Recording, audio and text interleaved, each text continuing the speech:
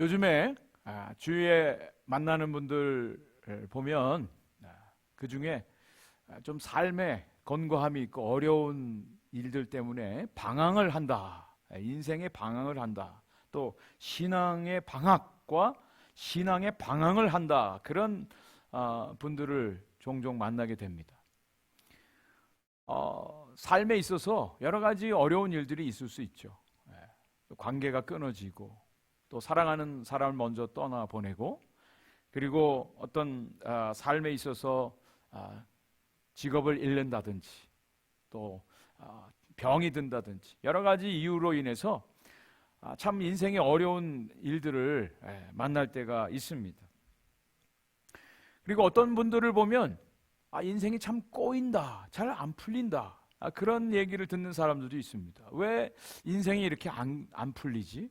왜 인생이 이렇게 꼬이나? 여러분들은 어떠십니까? 여러분 스스로에게 한번 이 시간 질문을 한번 던져보시기 바랍니다. 내 인생이 정말 꼬이는 인생인가? 내 인생은 정말 행복하고 기쁘고 감사함으로 지금 살아가고 있는가? 한번 여러분들이 한번 스스로 질문해 보시고 답을 해 보셨으면 좋겠습니다. 근데 어떤 분들은 정말 삶은 힘들고 많은 문제들이 산재하고 어려움은 여전히 있는데 그 안에서 기쁨이 있는 거예요. 평안함이 있는 거예요. 소망 가운데 자기를 돌아볼 뿐 아니라 다른 사람들도 돌아보고 다른 사람들을 돕는 그런 인생을 사는 분들도 있습니다. 저는 오늘 이 말씀을 통해서 나를 변화시킨 은혜의 복음, 우리가 지난주부터 갈라디아서 말씀을 같이 나누는데요, 이 갈라디아서 말씀을 통해서 이른바 복음을 깨달았다. 다른 복음은 없는데 이 복음이라고 하는 것을 우리가 알게 되었다. 받아들이게 되었다. 그런데 그 복음의 능력이 어떻게 나타나느냐? 우리 삶을, 우리 인생을 아주 클리어하게 해준다는 거예요. 상황은 변한 게 없습니다. 여전히 어려운 문제들이 많이 있습니다. 그런데 우리 인생을 하나님이 해석해 주시는 거예요. 복음이라고 하는 렌즈로 우리 인생을 들여다보게 되니까 우리 인생이 결코 꼬이는 인생이 아니라, 그저 어렵고 힘든 인생이 아니라 우리 인생의 과거와 현재와 미래가 보이는, 그래서 하나님께 감사할 수 있고 또 하나님이 주시는 그 평강 가운데, 능력 가운데 아주 자신감 있게 살아갈 수 있는 그런 은혜가 있음을 발견을 하게 됩니다. 오늘 본문 말씀은 사도 바울이 지난주에 서론과 아울러서 다른 복음은 없다. 내가 복음을 발견했다. 이 다른 복음을 전하는 자나 받는 자나 다 저주를 받을 것이다. 아주 강력하게 메시지를 전했는데 그 복음을 받은 사도 바울 자신의 간증을 하는 내용이 오늘 본문의 내용입니다. 자기를 자랑하고 나타내기 위해서 하는 간증이 아니라 이 복음이 나의 인생을 이렇게 변화시켰다.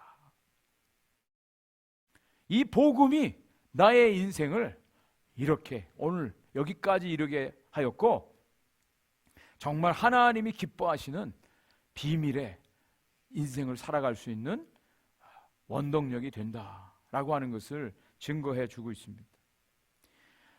사도 바울이 예수님을 만나게 되어진 사건이 사도행전 9장에 기록이 되어 있습니다. 다메섹으로 가다가 예수님을 만나죠. 그리고 자기가 예수님을 만난 그 사건에 대해서 사람들 앞에서 2번이나 간증을 하는 장면이 나옵니다. 교회들 앞에서 간증을 하고요, 또 왕 앞에서도 간증을 합니다. 그리고 오늘 본문에는 갈라디아에 있는 성도들을 향해서 내가 이렇게 예수님을 만나서 내 인생이 이렇게 바뀌었다라고 간증문을 보내는 내용입니다.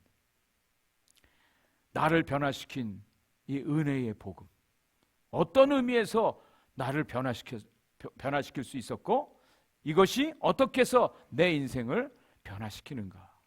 여러분 한번 오늘 이 말씀을 잘 귀담아 들으시면 여러분의 인생이 보여요. 인생이 그려져요.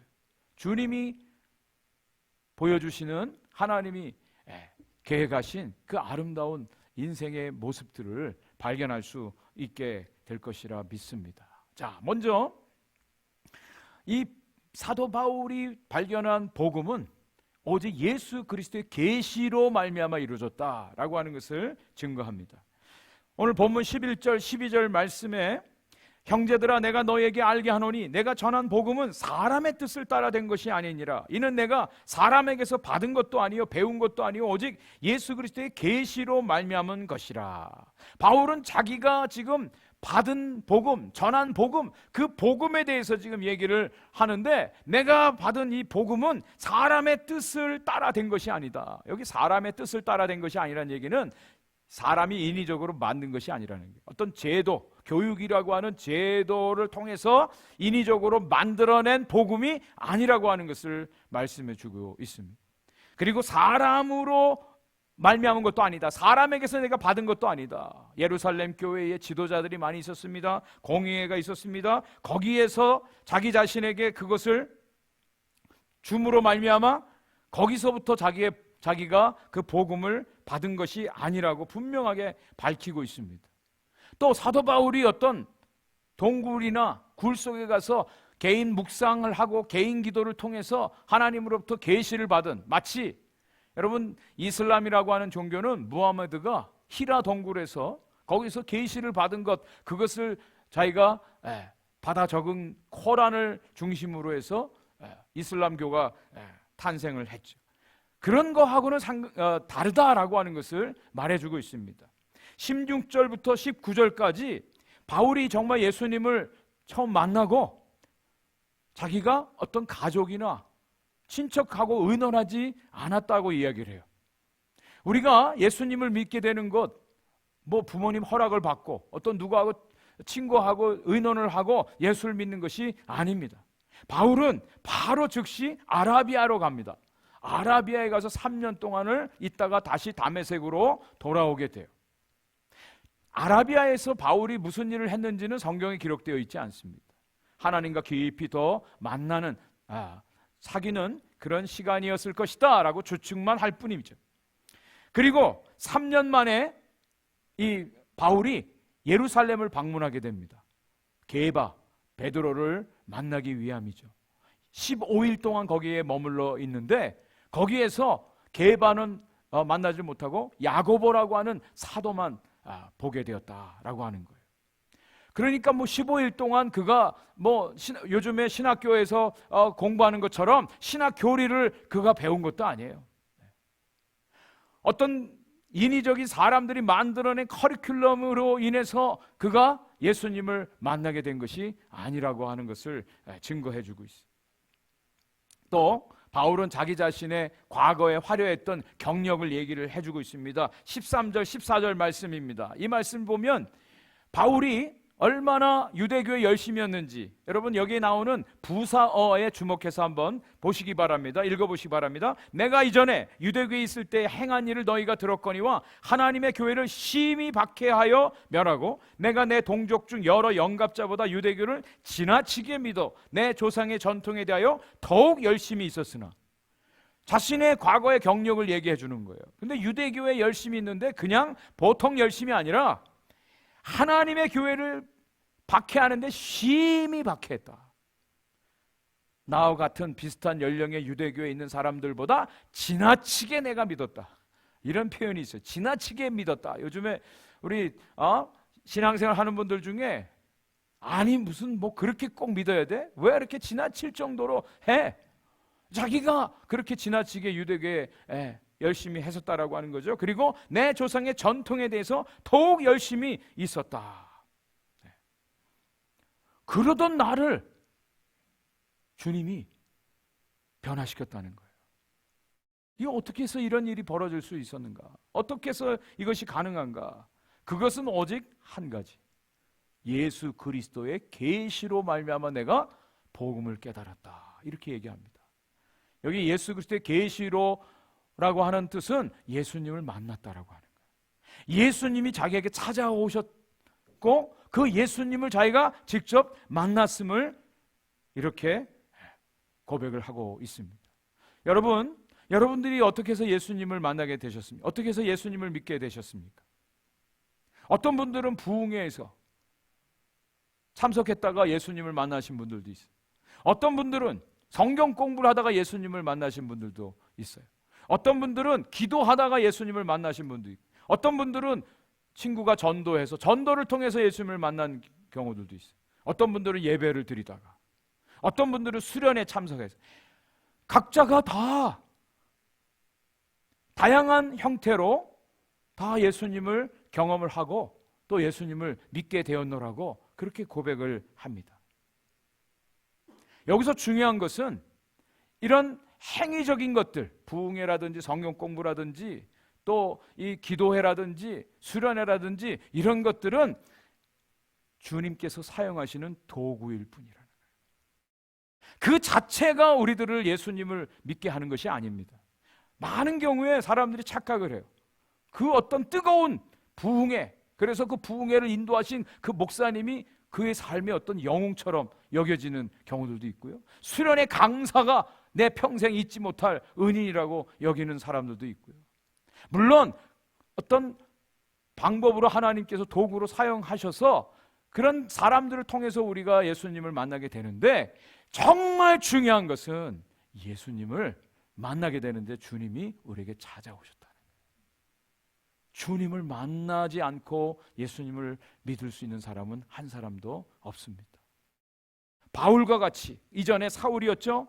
그가 얼마나 열심히 유대교를 섬기고 예수 믿는 사람들을 핍박하고 박해하고 지나칠 정도로 믿었어요. 그러던 사울을 주님께서 찾아오셔서 만나 주셨다는 거예요. 만나 주셨다는 거예요. 그 예수 그리스도가 지금 그 바울의 삶의 가장 중심에 계시고 주인 되시고 그분과 연합되어진 주님이 함께 하시는 삶을 살고 있음을 고백하는 것입니다. 우리가 아까 성찬 예식을 거행했습니다. 살을 기념하는 떡을 먹었고요, 잔을 마셨습니다. 이건 상징입니다. 기념하는 겁니다. 그런데 우리 개혁교회 리포먼드 처치에서는 이 성찬을 통해서 홀리 스피릿, 성령을 통해서 우리가 정말 예수 그리스도와 온전히 연합되어진다. 연합되어짐을 우리는 믿어요. 고백하는 겁니다. 예수 그리스도가 우리와 함께 하신다. 로마서 8장 9절에 이런 말씀이 있습니다. 만일 너희 속에 하나님의 영이 거하시면 너희가 육신에 거하지 아니하고 영에 있나니 누구든지 그리스도의 영이 없으면 그리스도의 사람이 아니라, 이 말씀이 있습니다. 우리가 어떻게 해서 예수 그리스도를 믿고 예수 그리스도를 통해서 하나님 자녀가 되었습니까? 예수의 영, 성령이 우리 가운데 찾아오셨고 그분이 우리와 함께 하시고 오늘도 그 성령을 통해서 우리가 하나님 자녀된 것이 고백되어지고 증거되어지고 그 성령을 통해서 열매들이 나타나고 있으므로 우리는 알게 됩니다. 예수 그리스도의 영이 우리에게 찾아오셨어요. 복음이 무엇입니까? 물어보면 우리는 분명하게 대답할 수 있어야 돼요. 복음은 예수 그리스도. 더 좀 깊게 넓게 이야기하면 예수님이 나를 위해서 행하신 모든 일이 복음입니다. 여러분, 복음을 믿으세요? 정말 예수 그리스도가 여러분들을 위해서 십자가에서 피 흘려 모든 죄를 대속해 주셨음을 믿으십니까? 그 예수 그리스도와 함께하는 삶, 그것이 은혜 속에서 복음으로 살아가는 삶이에요. 한국에서 어느 할아버지가 택시를 타셨어요. 택시기사와 대화를 나눕니다. 택시기사가 할아버지께 여쭤봅니다. 할아버지, 어디를 가세요? 어디를 가시는데 그렇게 안절부절 못하십니까? 할아버지가 얘기합니다. 지금 요양원에 있는 할멈 만나러 가는데 우리 할멈이 치매야. 아무것도 몰라. 택시기사가 묻습니다. 아니, 할머니가 치매라며요? 아무것도 모른다며요? 뭐 그렇게 서둘러서 가시려고 합니까? 그때 이 할아버지가 이렇게 얘기합니다. 할멈은 아무것도 몰라. 근데 나는 알아. 할멈은 뭐가 필요한지 몰라. 그런데 나는 할멈이 뭐가 필요한지 알아. 그래서 내가 빨리 가야 돼. 우리는 뭐가 필요한지 몰라요. 예수님이 필요한지 예수님 필요치 않은지 나에게 필요한 것이 뭔지 우린 잘 몰라요. 근데 어느 날부터 아는가? 주님이 우리에게 찾아오신 그날부터 알게 됩니다. 하나님의 은혜. 자, 그 은혜의 복음을 바울이 깨달았는데요, 전에는 몰랐어요. 자기에게 필요한 게 뭔지도. 열심히 자기 나름대로 종교적 열심으로 예수 믿는 사람을 핍박하고 박해했어요. 그런데 주님을 만난 날 알게 됐어요. 하나님이 벌써부터 자기를 알고 계시고 사랑하고 계셨다는 걸. 그 말씀이 오늘 15절 16절에 나옵니다. 15절 16절 말씀을 같이 한번 읽어보겠습니다. 시작. 그러나 내 어머니의 태로부터 나를 택정하시고 그의 은혜로 나를 부르신 이가 그의 아들을 이방에 전하기 위하여 그를 내 속에 나타내시기를 기뻐하셨을 때에, 바울이 주님을 만났을 때 깨달은 것이, 하나님이 벌써부터 내 어머니 태에서부터 나를 선택하셨구나. 이것을 알게 됐어요. 언제요? 예수님을 만나고 나서 알게 됐다. 만나기 전에는 이거를 몰라요. 우리가 주님을 만나기 전에는 주님의 은혜가 필요한지조차도 모릅니다. 우리가 필요해서 주님을 우리가 선택해서 우리를 만나러 왔다고요? 아니에요. 우리는 정말 그것이 뭔지도 잘 모릅니다. 그런데 주님을 만나고 나니까 하나님이 벌써부터 어머니 뱃속에서부터 나를 택하여 주셨고, 그리고 은혜로 나를 불러주셨다라고 하는 것을 깨닫게 되는 거예요. 바울은 누구에게도 뒤지지 않는 종교적 열심을 가지고 열심히 나름대로 하나님을 섬기겠노라고 열심히 했습니다. 그런데 그것이 정작 그것은 예수님하고는 완전히 반대 방향으로 가는 길 아니었습니까? 주님과 완전히 상관없는 길이었어요. 주님의 마음을 아프게 하는 길이었어요. 주님을 핍박하는 길이었어요. 그런데 주님이 나에게 찾아오시고 주님을 만나는 순간 하나님께서 자기를 어머니 태에서부터, 에베소서 말씀에는 창세 전에 우리를 택하시고 은혜로 예정 가운데 부르셔서 하나님의 자녀가 되게 하셨다라고 말씀해 주고 있습니다. 이 세상에는요, 복음의 은혜가 필요 없을 만큼 착한 사람이 없어요. 이 세상에는요, 복음의 은혜를 받을 수 없을 만큼 악한 사람도 없어요.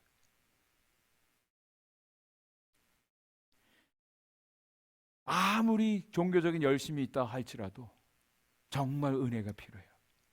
아무리 악한 짓을 하고 사람을 죽이는 일을 한 사람일지라도 주님의 은혜의 복음에서 제외될 사람은 없어요. 그래서 C.S. 루이스는 이렇게 고백합니다. 이 하나님의 놀라운 구원의 은혜를 오직 하나님 이외에 다른 사람이 할 사람이 없다. 하나님밖에는 이 구원의 은혜를 이렇게 우리에게 베풀어 주실 분이 없다고 고백을 합니다. 믿고 나니까 하나님께서 나를 어머니 태에서부터 나를 택하시고 불러주셨음을 알게 되는 거예요.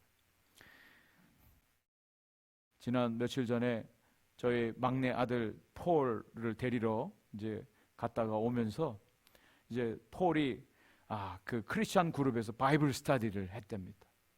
뭐에 대해서 했냐 그랬더니 에베소서에 대해서 바이블 스터디를 했다는 거예요.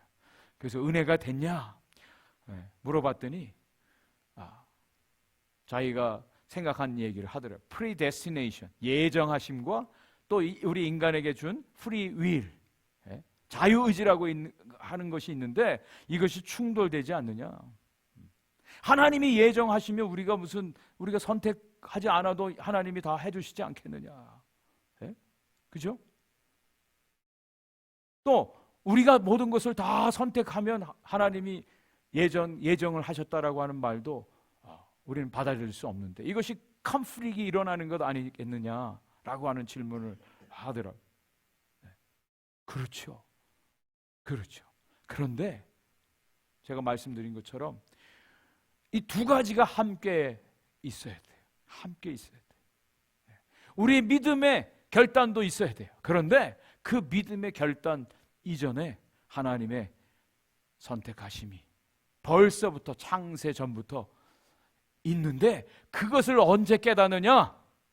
주님을 만날 때 깨닫게 되어집니다. 그 전에 우리가 알 수가 없어요.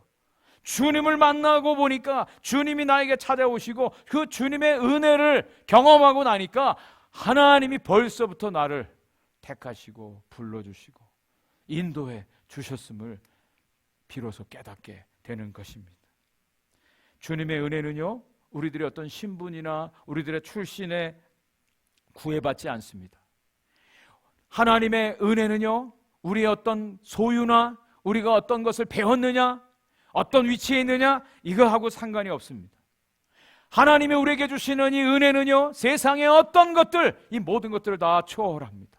신분, 출신, 배경, 성별, 이 모든 것들을 다 초월한, 심지어는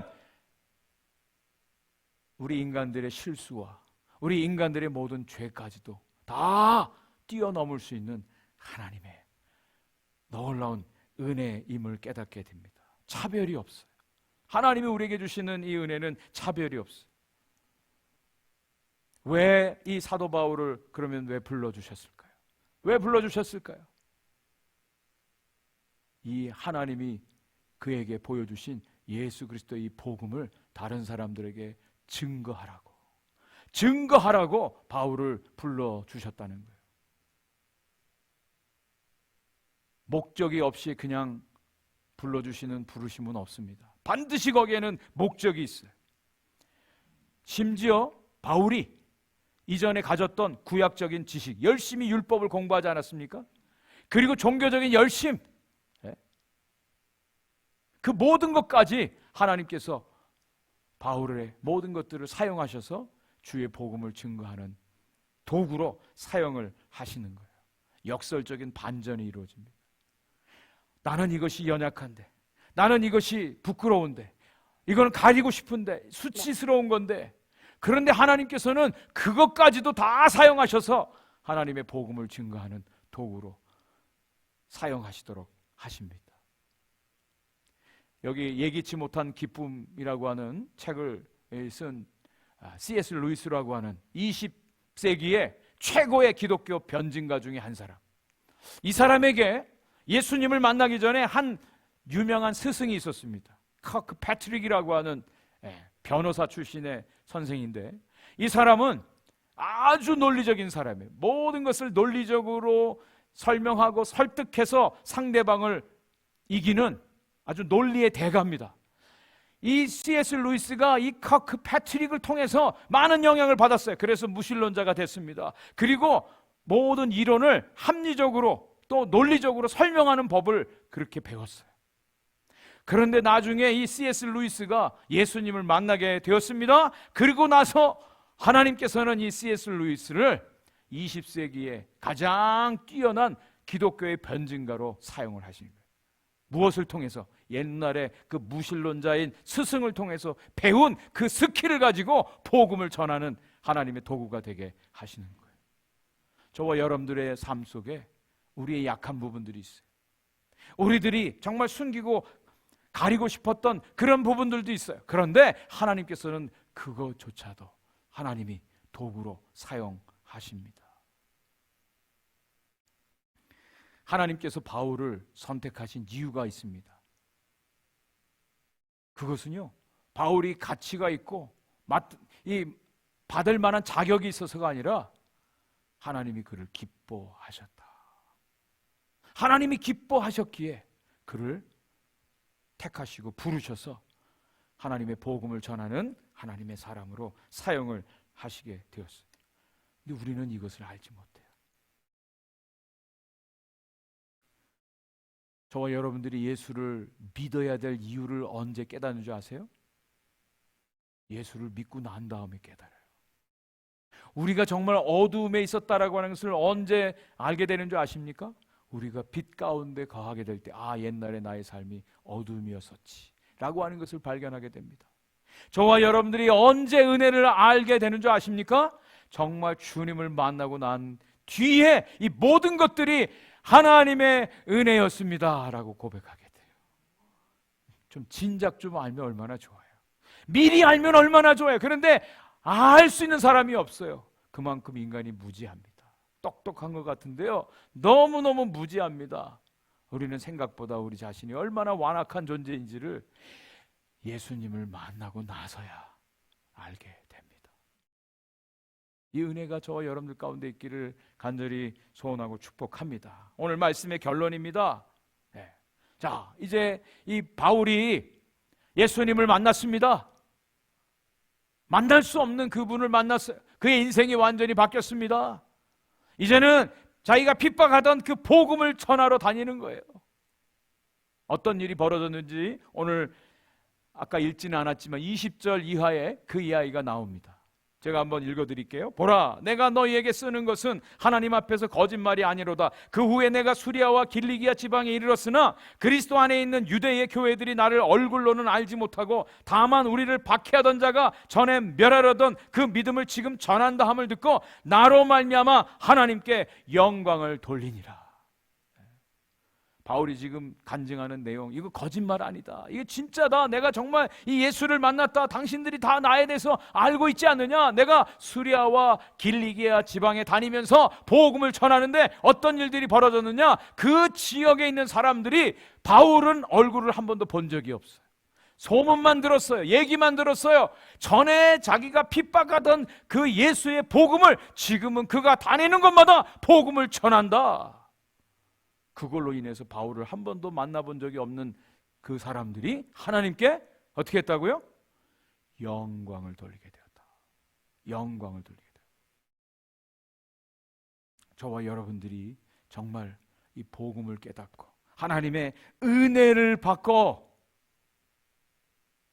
우리에게 주신 이 은혜의 복음을 다른 사람들에게 이제 전하는 겁니다. 전하는 거예요. 만나는 사람들마다 이 복음을 전하는 거예요. 영향을 미치는 거예요.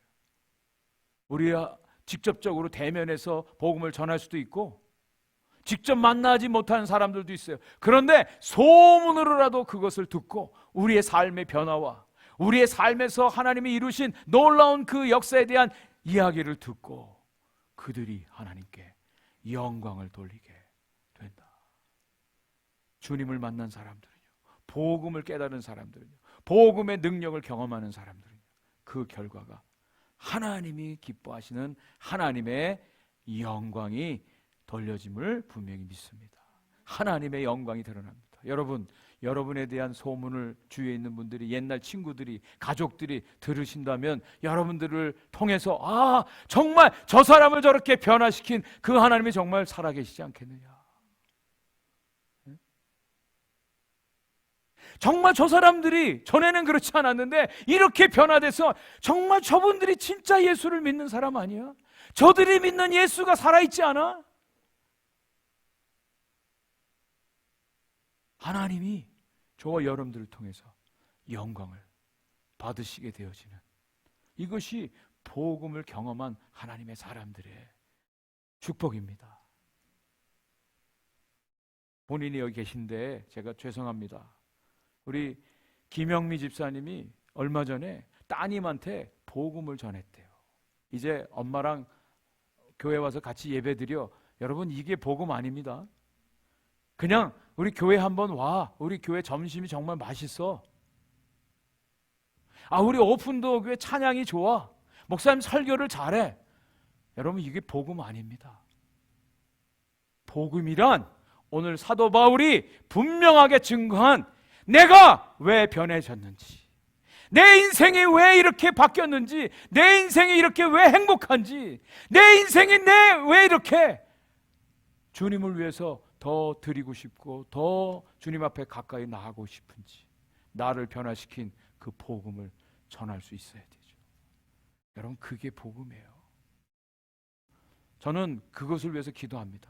우리 오픈도계 성도님들, 그냥 우리 교회 한번 와봐, 예배 드려봐, 이 정도가 아니라 내가 믿는 복음, 나를 변화시킨 주님의 복음, 살아있는 복음, 유일한 구원의 복음, 그 복음을 전하는 성도들이 되게 해달라고 매일같이 기도하고 있습니다. 근데 놀라운 일이 벌어지고 있어요. 성도님들이 이제 복음을 전하기 시작했어요. 입을 여시는 거예요. 하나님의 말씀을 깨닫고 내가 경험한, 나를 변화시킨 그 예수 그리스도의 복음, 그것을 여러분 만나는 분들에게 전하시지 않겠습니까? 저는 하나님이 때가 되었다고 분명히 믿어요. 하나님이 일을 시작하셨어요. 네. 김영미 집사님이 그 딸에게 아주 정확하게 당신이 믿는 그 예수 그리스도의 복음을 전하셨다는 거예요. 그 쉽지 않은 일입니다. 왜 바울이 자기가 믿는 이 복음에 대해서 이렇게 장황하게 간증을 하고 있을까요? 사실이잖아요. 이것이 우리가 붙드는 복음이에요. 변할 수 없는 복음이에요. 이 외에 다른 길이 없기 때문에 그래요. 이번 한 주간 저와 여러분들 누구든지 만나는 사람에게 예수 그리스도의 복음, 나의 인생을 변화시킨 이 은혜의 복음을 전하는 실천이, 순종이 있기를 주님의 이름으로 간절히 도전을 드립니다.